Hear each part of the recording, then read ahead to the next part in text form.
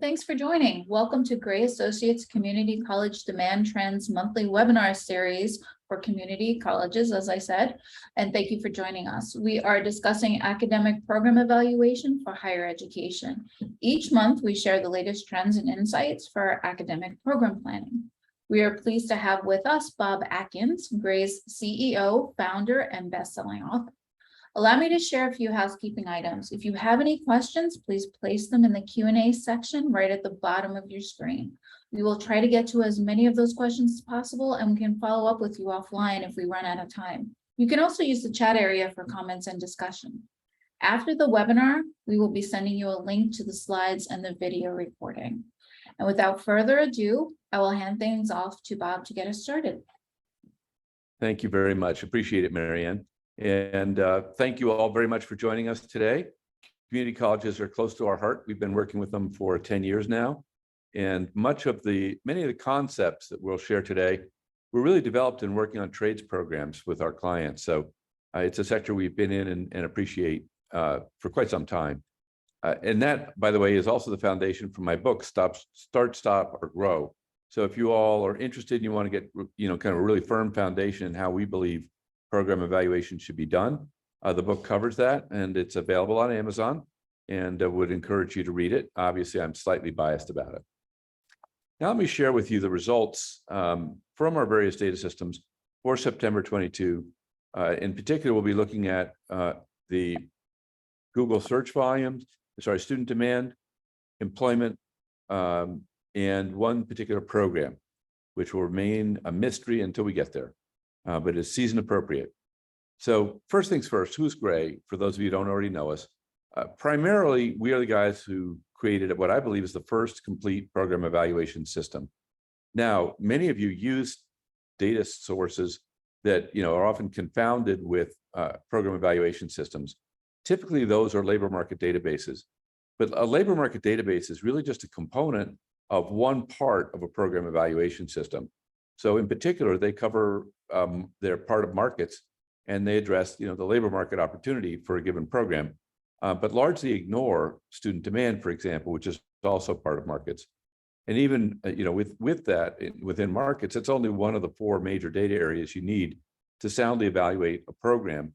You need to understand the margins for the program. You need to look at whether it adheres to your academic standards and whether it's well aligned with the mission. And perhaps as important as the data, you need the right people involved in the right process to make program decisions on an ongoing basis. So that's what we view as a program evaluation system. It's not just data, it's not just software, but it's the people and process as well that wrap around that in order to make good decisions that will be accepted by an organization. We do a few other things, just so you know. We do pricing work, which includes competitive research, but more importantly, it includes discrete choice surveys. We can actually simulate the impact on enrollment of a change in price. Second, we do a location analysis to try and find the best place to locate or add a new campus.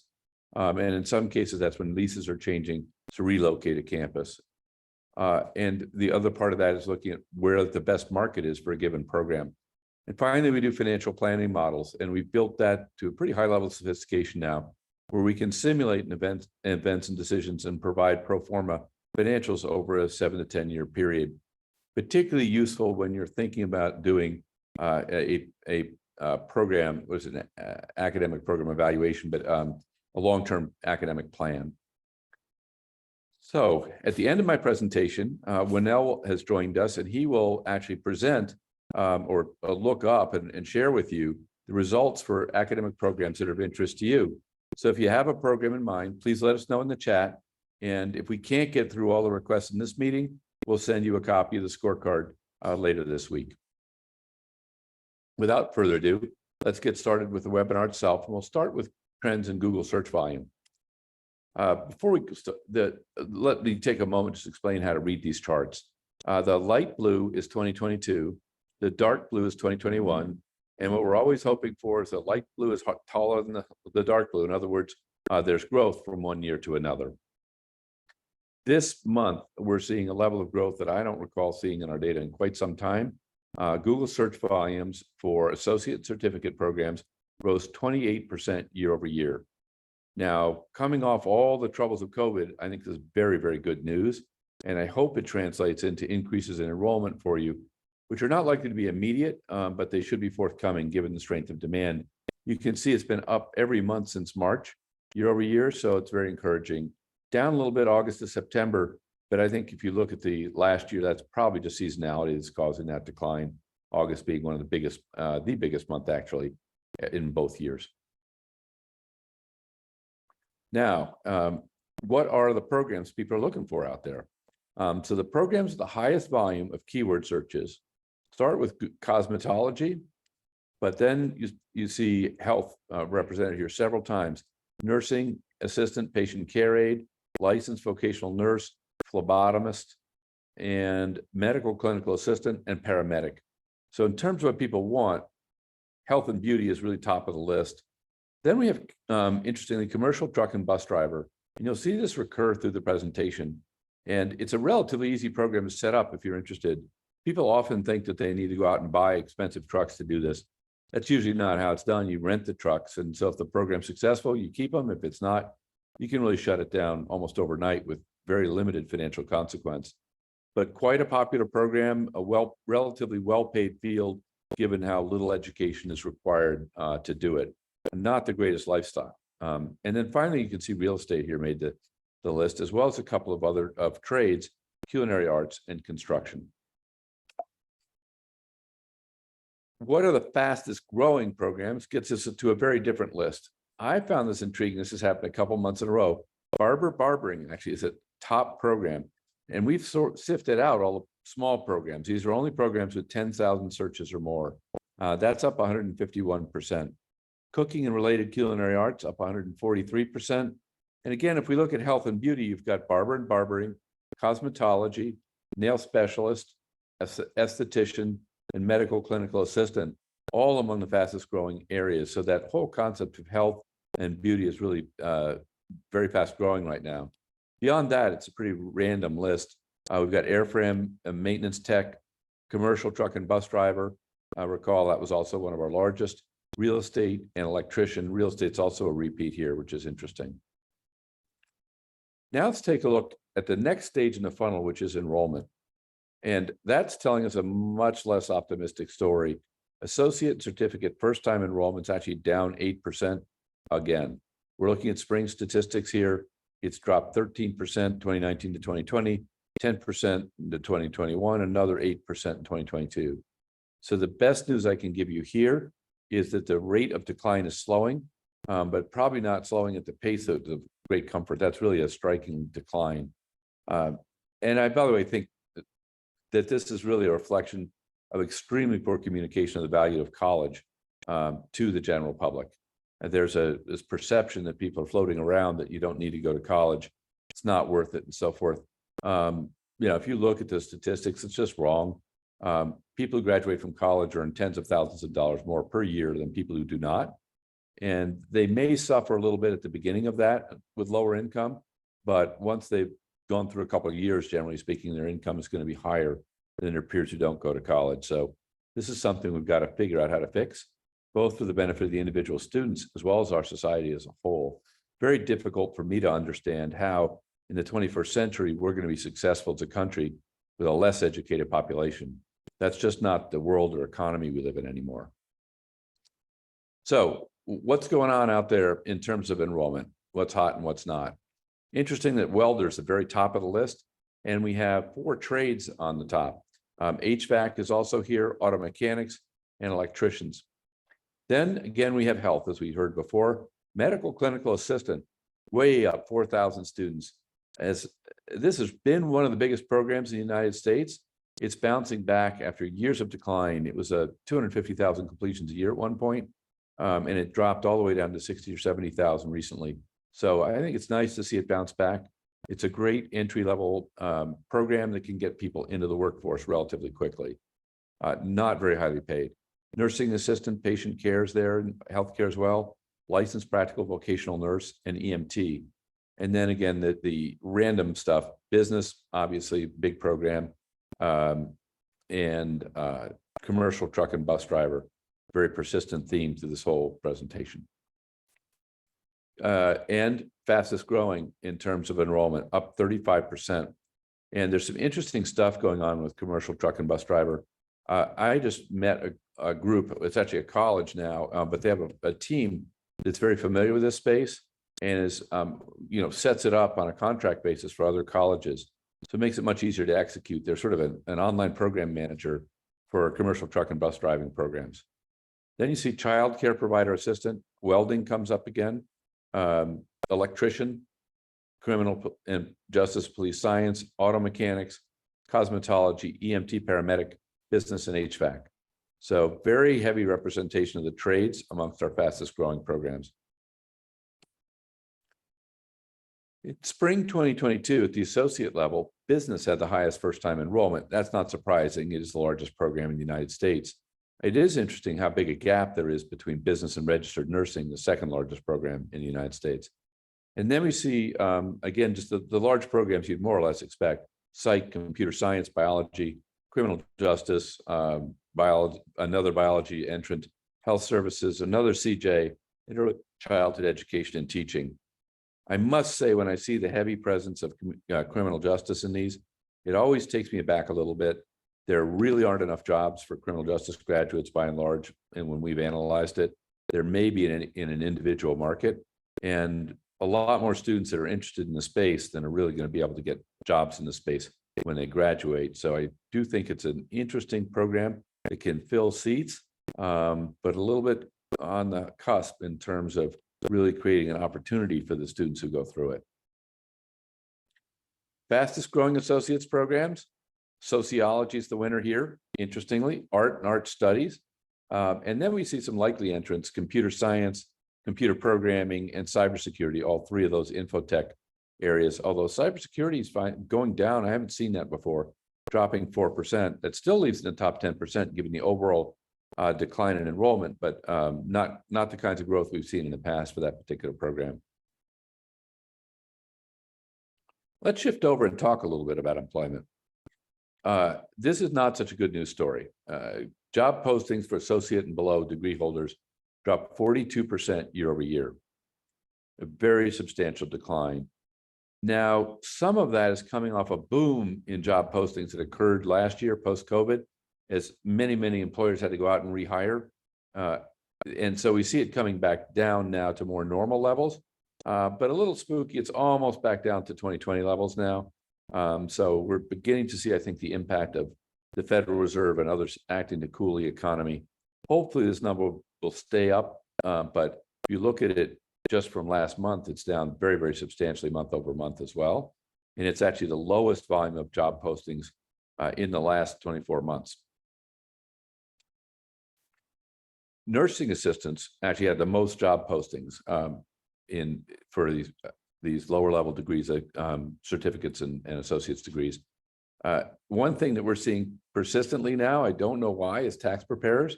It really runs through all our data. Somebody out there needs their taxes done, is having trouble getting it done. So we have almost 87,000 job postings in the US for tax preparers. Protective services, maybe to protect you from the tax preparers. General and operations managers, registered nursing. You see health there again with medical assistants, and phlebotomists on this list of the highest job postings. What's growing fastest? I mentioned tax preparers, and there it is, up the highest unit volume of any program for certificate and associate graduates, up almost 50,000, 51,000 in so far, or for this month, excuse me. Protective service workers, all other, up 20,000, and then it drops pretty sharply. It went from 50 to 20, and now we're down in the 5,000 range. Security guards, solar sales reps, managers, all other, pharmacy aides, tax examiners, more tax, automotive master mechanics, new accounts clerks, and first line supervisors of correctional officers. What's happening in the non-degree space? And here we're looking at enrollment. And as you know, it's very difficult to track non-degree because it's not, most colleges don't separately report it. So what we do is we go and look at what's going on in Coursera and Udemy to see what courses are hot there. We track that over time. We've been doing it now for about 2 years. So you can get a sense of what courses, what areas people are looking for less than degree programs. Turns out the hottest course out there is the science of well-being, with almost 4 million graduates, 4 million students over time. Many of these students do not complete the course. So that's a natural phenomenon in these MOOCs. They're called massively online programs. So it's don't equate 4,093 or 4,093,000 students with completers. I would say 1 in 100 students completes those programs. English is second. Learning how to learn, powerful mental tools, third at 3.3 million. And then it drops off a bit, but I'm always intrigued to see languages here. English and Chinese. These have been very difficult programs to fill in college. We're seeing language departments cut really across the country, but the interest is out there in languages. And right off the bottom of this list, you'll find Korean as well. Some of that may be cultural. English may be people from overseas trying to learn English. As you know, English is a foreign language, really, but very strong interest in the languages here in the top, of these non-degree programs. Let's see, a little bit further down, we have nutrition, COVID-19 contact tracing. Boy, I look forward to the day when that's not a thing anymore. Financial markets, foundations of user UX design, very interesting field, I think, with all the different devices we have to live on these days. User experience design is increasingly important. Grammar and punctuation is last. I think I failed that test. Now, what's growing fastest? I mentioned this interest in foreign languages. Chinese for beginners is actually the fastest growing course on Udemy. This is Coursera. Foundations of user experience, also up almost 1 million students. Data everywhere. English for career development. Again, I suspect there's a fair amount of foreign students, second language, taking this, but I am always surprised to see how popular language courses are, given the decline in the presence of those on campus. Science of well-being, cryptography, tech support, learning how to learn, the UX again, and biohacking your brain's health. So I think if we were coming away from this with a conclusion, UX is hot. And of course, technology in general is a very important space right now for these less than degree courses and certificates. So switching over to look at Udemy. Udemy is a much more technical platform. You're not going to see a lot of the softer things here. And so you can see that in just the volumes. Programming languages by far #1, almost 12 million students that have taken it in the last year. Web development, IT certificates, other IT and software, networks, data science, Microsoft. And then we get our little more liberal artsy things, language learning, and business analytics, and entrepreneurship. So now we've got a sense of what's going on at the associate and certificate for associate certificate programs in terms of student demand in labor markets. Now we're going to switch over and look at one program in particular that we picked out for this month because it's Halloween. So we're going to look at 4 attributes of the program: student demand, employment, competition, and degree fit. And the program we picked is funeral service and mortuary sciences. And honestly, I would have thought this was a niche program, but you can see it actually ranks at the 98th percentile compared to the 1,500 programs that we track. So actually a pretty high ranking program overall when you take into account student demand, competition, and employment. When you look at our data, recognize it's all color coded. So you can either look at the numbers or you can just look at the colors, and you'll get a pretty accurate view of what's going on, really just with the colors. At dark green, we're up to the 98th percentile. So that'd be the top 2% of the 1,500 programs we track, or one of the top 30 programs. The medium green is 95th percentile, light green is 90th percentile, and so forth until you get to 40th percentile, and it's in pink. So simple way to remember it: green is good, pink is bad. And now let's have a look at an actual scorecard, in this case for mortuary science. We're going to walk through each sector of the scorecard, and starting with Google search volume, and that ranks the 70th percentile. And you can see why we use percentiles: 31,860 searches for this program. Now, there may be somebody out there who knows whether that's a lot or a little. I certainly don't. So we need the percentile in order to understand whether that particular value of 32,000 searches is actually a big number, a small number. No international here. 87th percentile new student enrollment volume. So very strong showing in enrollment. On-ground completions and in-market. This takes into account the online players. Excuse me, that's all the on-ground players. Another interesting number here is 96th percentile in online completions by in-market students. That is, students who are taking this program online. Not something I would have expected, hitting in at the 96th percentile there. Growth, year over year changed, up 17% on Google, up 36% on new student enrollment volume, and completion volume lagging behind at 2%. So let's take a moment and just think about what that implies. In order to complete, you have to pick this major or gone into this program several years before you graduate. Now, the data that we're using is 2021 IPEDS data. Well, if you think about that, then I'm really looking at data on what students wanted 3 years ago when I look at completion volumes. If I want more current data, then I've got to look at student enrollment volume, which we update 3 times a year. So we're looking at 2022 data here, very, very strong in terms of enrollment growth. And then you start to say, well, okay, what are they going to want in the future? For that, I look at Google search. And you can see what Google's suggesting is, while it's going to be very strong, the growth we're seeing in enrollment is probably going to taper off a bit in the future. So think of that as, a timeline, if you will, with Google being the most predictive, looking at the future, enrollment telling you what's happening now, and completions, very reliable, very big data set, but it's really telling us what happened several years ago.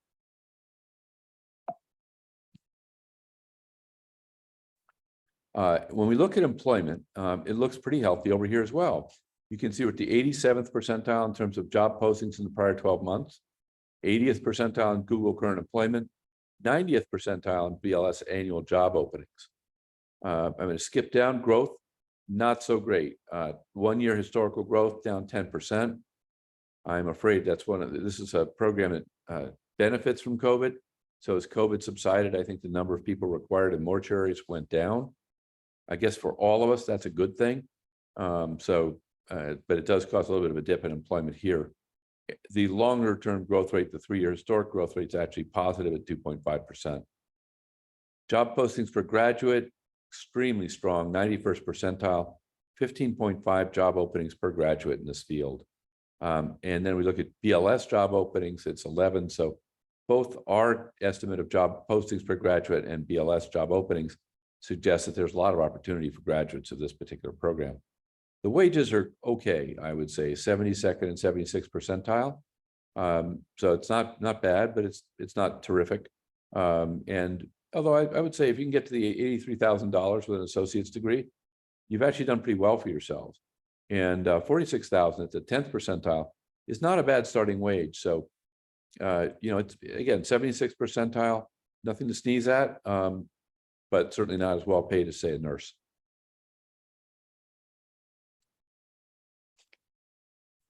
What's happened recently? Job postings for mortuary science are actually up 15% year over year. So that's encouraging. We're seeing a little bit of growth there.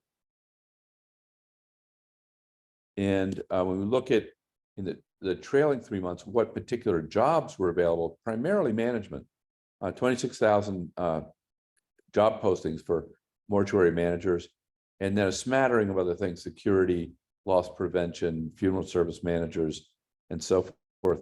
I notice investment fund managers make it here as well.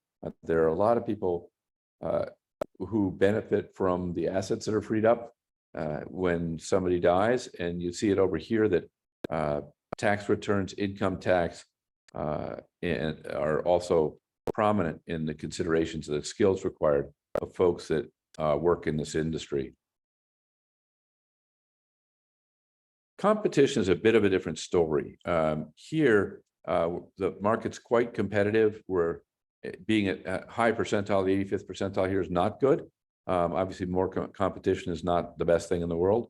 And so this 52 mortuary science programs in the US make it reasonably competitive. Now, let's see, I always look at this and say, almost every program is competitive. That's really not the issue.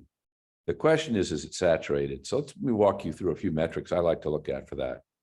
First, people are still adding programs. We have an increase here of 1 in number of programs offered in the US.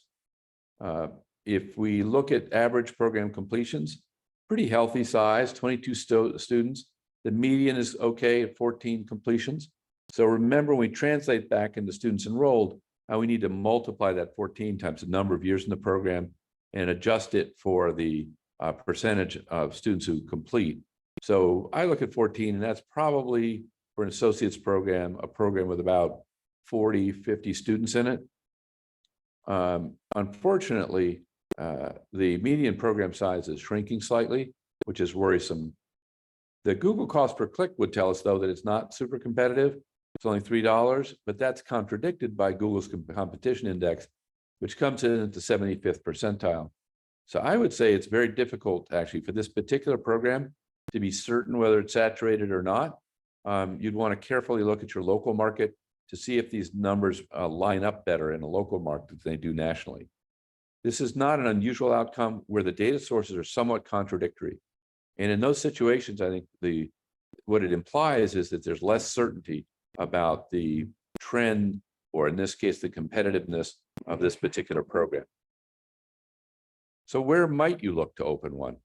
For that, we took a look at enrollment per capita.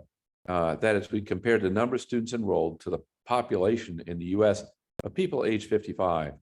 And where that enrollment per capita is high, we viewed that as having less opportunity, and where it's low, there's more opportunity. And you start to see that light green down here in Texas, the Carolinas, in particular, Nevada, and some places that don't look so great, the Dakotas, that must be New Mexico there, and as I mentioned, Maine. So the thing to remember here is we're sharing national data today, because obviously we can't run through 50 states in one webinar, but the answer may be quite different in your local market. I'm sorry, I missed one. Rhode Island, the most competitive mortuary science market in the country. Completions are up in this program, especially for online. See it rising from 250 to 285 last year, and from 1169 to 1339 in total completions. The light blue is online. So to my surprise, we're seeing quite a resurgence in online mortuary science programs. What degree level is appropriate for this? We see almost 80% of the folks enrolled are enrolled at the associate's level. So associates from a school standpoint looks right. When we look at employment, it's more mixed. We've got 28% bachelor's, and then a little bit of everything, including no college. Now, one thing to keep in mind as we look at the job market is the degree somebody has may not be in the field of employment. So there may be people, for example, working in the mortuary business who have a business degree and are showing up here as bachelor's degree graduates, but they've been employed by a mortuary. So the stats here are not just for people who have a degree in mortuary science. On the no college and some college, there are many fields where there are very distinct roles, some of which require high skills and other of which do not. And you see this kind of a mix. You look at something like logistics, where the managers are paid quite well and they require a bachelor's degree and above, but there are a lot of people who work in a warehouse where no college may be required. So the educational attainment's really reflecting different levels of job within the same industry. Now, one of the things we found really interesting recently is to look at the demographics of a program. Almost every program has a very unique demographic profile. And so when you're making program decisions, you need to think about what you want your campus to look like in 5 to 10 years, because these are enduring decisions. And if you systematically pick programs, for example, that appeal to men, you're going to end up with a campus that skews male, or vice versa. Now, this one, it's interesting, is a little bit overrepresented white. Female, 65%. So there are almost 31% more females that take this program than males. Blacks over-index in this, Hispanics about in line with their ratio, and then a variety of others. So if you think about the impact this is going to have on a campus, it's going to make it a little bit more female, a little bit more minority. In particular, it's going to add to your Black population. And if you're interested in diversity, equity, inclusion, that's a positive. It's a program that's relatively short, reasonable amount of debt, graduating into a field where there's good pay. And I'll share this summary chart with you just to say that when we do this with clients, and what you can get from us is a one-page scorecard. So you can see all the information that we've shared on a single page. We find this is very, very helpful when you're trying to make decisions because you don't have to hunt around through different systems or pages to find the data that you need. It is a little dense, so it probably violates every norm of user experience design. So we may have to put our toe in the water and see if we can find one of those UX students for ourselves. But again, very conscious choice to try and get all the information for you in one place. Let me summarize. In September, US Google searches for academic programs increased 28% year over year, indicating that there is potentially growth coming in the future if it hasn't, even though it has not reached the community college sector yet in the two-year program and to other two-year colleges. In spring, commercial truck and bus driver had the fastest year-over-year new student enrollment growth in certificate degrees. At the associate level, business grew the fastest, even though it's the largest program. Nursing assistants had the highest volume of job postings for associate and certificate graduates. And our friends at tax preparers grew the fastest year over year, also one of the larger categories. Demand for mortuary science programs is strong. Student demand is healthy. Jobs for graduate are high. Pay is good at the 75th percentile. Competition is a challenge. It varies by local market. So again, you may have to take a careful look at that in your own local market to determine if there's an opportunity for you. And that really leads us to Texas potentially. And within Texas, looking at a particular city that you may be in to determine if this opportunity is already taken. As always, I want to remind you, sound data leads to better decisions, and better decisions lead to higher enrollment, and higher enrollment really helps the financials of higher education institutions. Very difficult to have a healthy institution with declining enrollment. Let me stop there and take any questions folks may have. And in particular, if there's a program you'd like to look at the national level, we'll let Winnell take over from here, and you can have a look at the programs that are of interest to you. I think we have a couple programs already requested. See radiography, rad tech. Yep, radiography and medical and clinical assistant. Yep.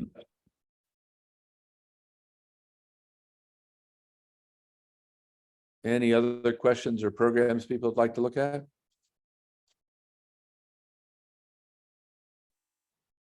Cool. Well, really quickly, I brought in the 4-digit family for both of those programs, the 5109s and the 5108s. Just to give you a high-level overview on both before I do a deep dive, medical and clinical assistant is at the top of the list here when focused in on the 5108s, that 4-digit zip code family, and the 5109s. So before I even open up the data, some things I expect to see here is some strong student demand metrics, some questions on competitive intensity. It seems to be competitive, which is why we see this highlighted in pink. And then, radiologic tech seems to have a stronger employment percentile than medical clinical assistant. So be curious about the differences there in the employment data.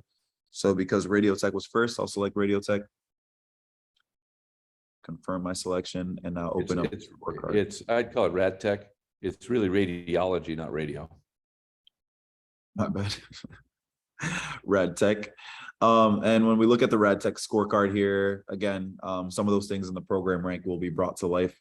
We're going to look at the top left corner here, the student demand section. We're going to be able to open up those details similar to the ones that Bob was walking through earlier. Google search volumes here are very strong. 178,000 in the national market for a 91st percentile.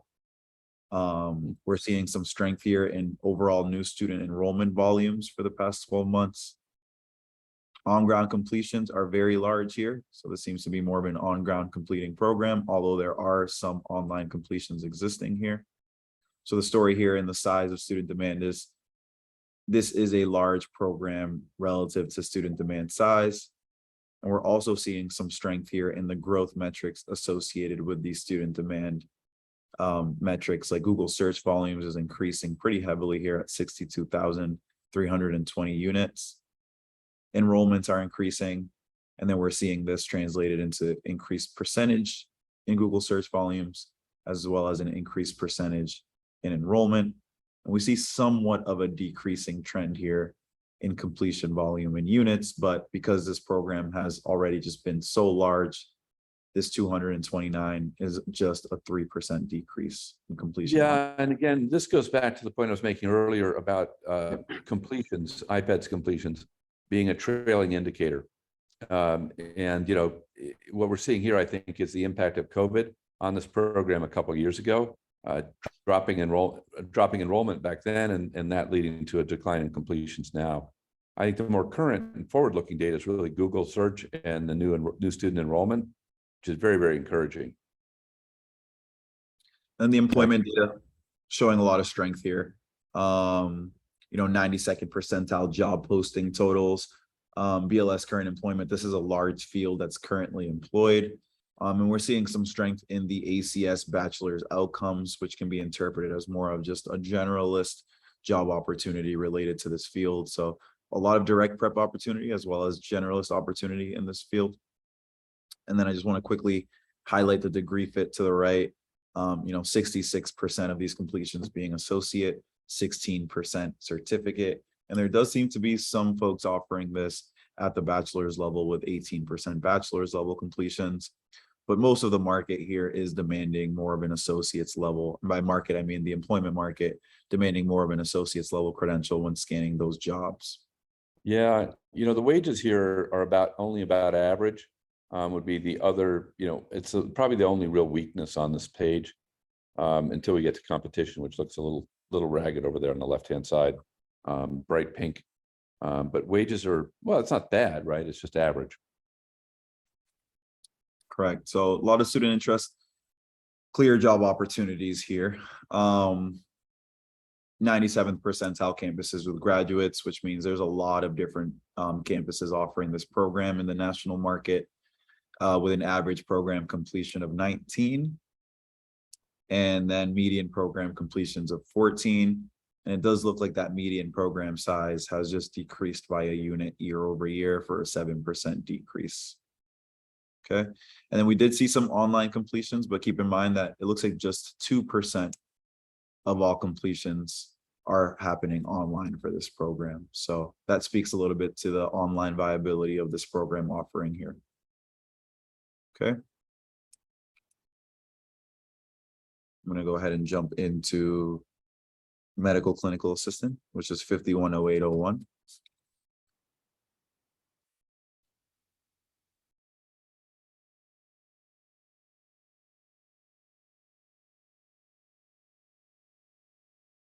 Okay. And I think this, unless somebody has a program that they'd like to see out there, I think we'll wrap it up after this.